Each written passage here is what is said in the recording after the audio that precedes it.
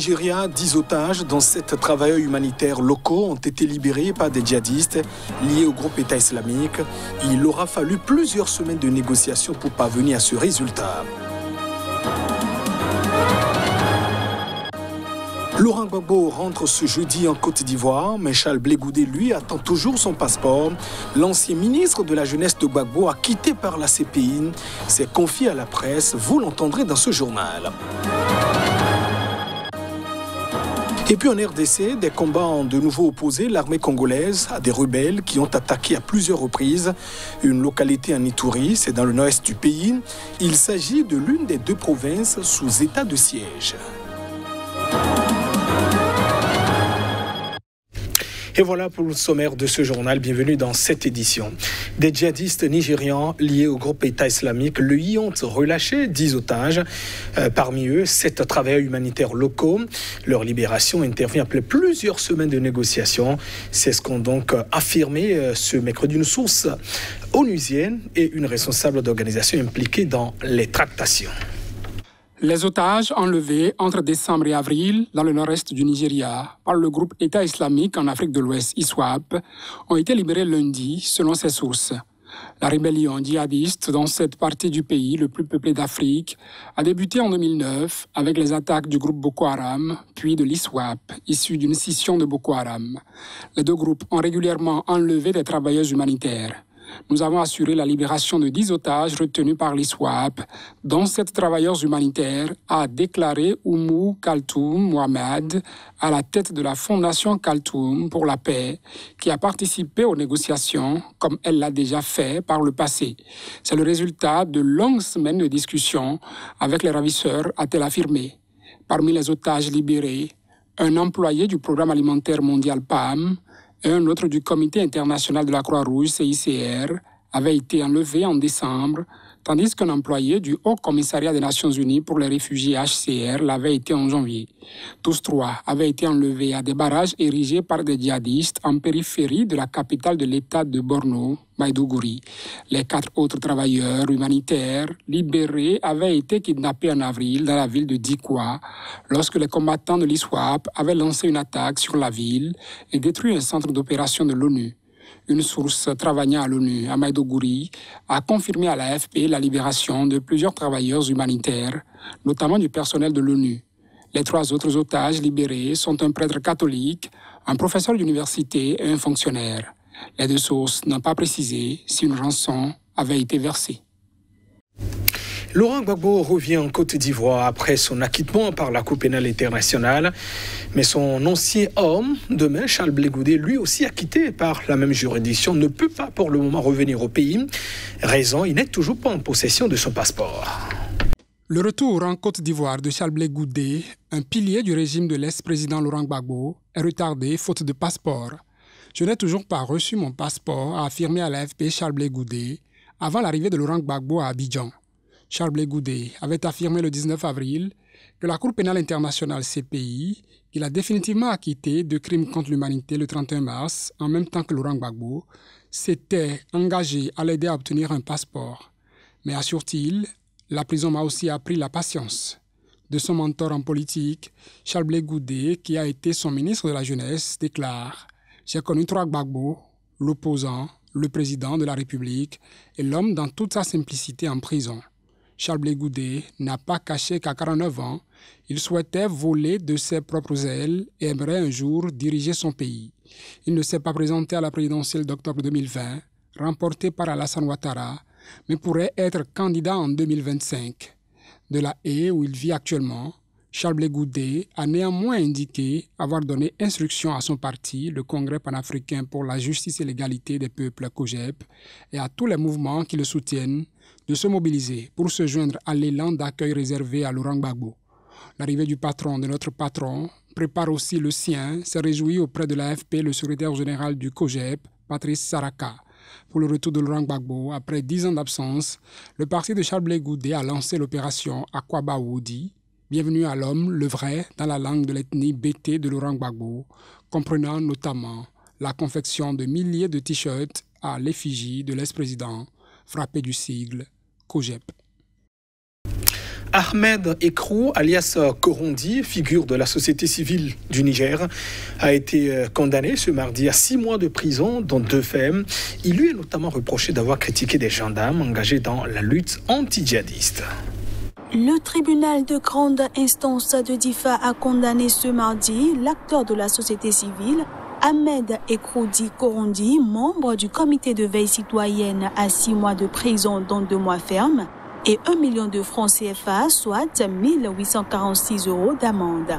Membre d'une ONG nigérienne, Kakatouda a indiqué que l'activiste est accusé de diffusion de messages troublant l'ordre public et atteinte à la dignité humaine. Un autre responsable de la société civile, Mara Mamadou, a précisé qu'Ahmed Ekrou a été condamné pour avoir critiqué des gendarmes investis dans la lutte contre les djihadistes présents dans la région de Difa. Le comité de veille citoyenne est un regroupement d'organisations de la société civile, d'associations et de syndicats créés en 2015 avec pour objectif de coordonner la lutte et la défense des droits humains dans la région de Difa, selon Mara Mamadou. Ahmed Ekrou a été interpellé le 7 juin dernier suite à la diffusion sur WhatsApp d'un message vocal dans lequel il a un peu parlé de l'attitude de la gendarmerie qu'il a jugée quelque peu passive dans la lutte contre Boko Haram, selon Kakatunda. Il avait formulé ses critiques après une attaque le 5 juin dernier contre la position militaire SONIDEP, entendez Société nigérienne du pétrole, située à l'est de la ville de Difa. Selon l'ONU, la région de Difa au Niger est en proie aux attaques meurtrières depuis 2015, alors qu'elle abrite 300 000 réfugiés nigérians et déplacés, fuyant les exactions des djihadistes. Les autorités de Difa attribuent généralement les attaques perpétrées dans leur région aux djihadistes de Boko Haram ou à sa branche dissidente du groupe État islamique en Afrique de l'Ouest, ISWAP. Le parti d'opposition éthiopien Baldera pour la vraie démocratie fait campagne dans la capitale Addis Abeba avant les élections générales prévues pour le 21 juin prochain. Le parti est mené par Eskinder Nega, c'est un ancien journaliste devenu figure d'opposition qui est actuellement derrière les barreaux depuis juillet dernier. Cette élection s'annonce des plus cruciales pour le Premier ministre.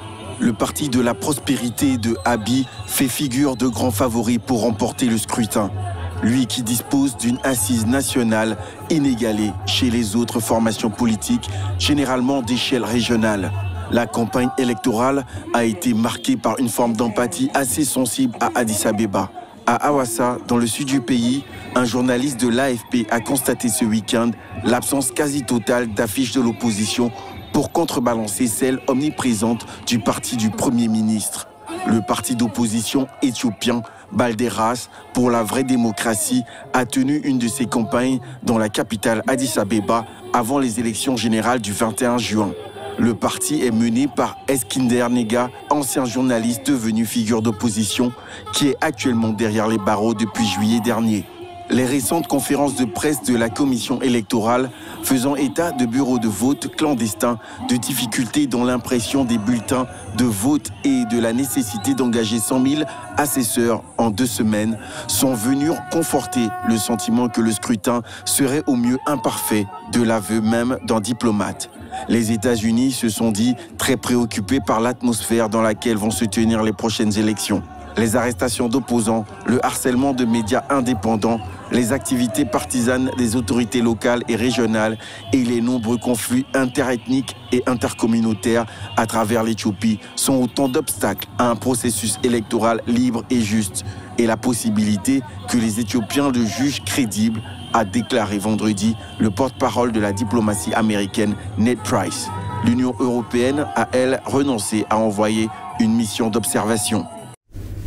Des combats ont de nouveau opposé ce mercredi l'armée congolaise à des rebelles qui ont attaqué à plusieurs reprises depuis le week-end dernier une localité en Ituri, dans le nord-est de la République démocratique du Congo. Selon plusieurs sources locales, c'est l'une des 2 provinces sous état de siège.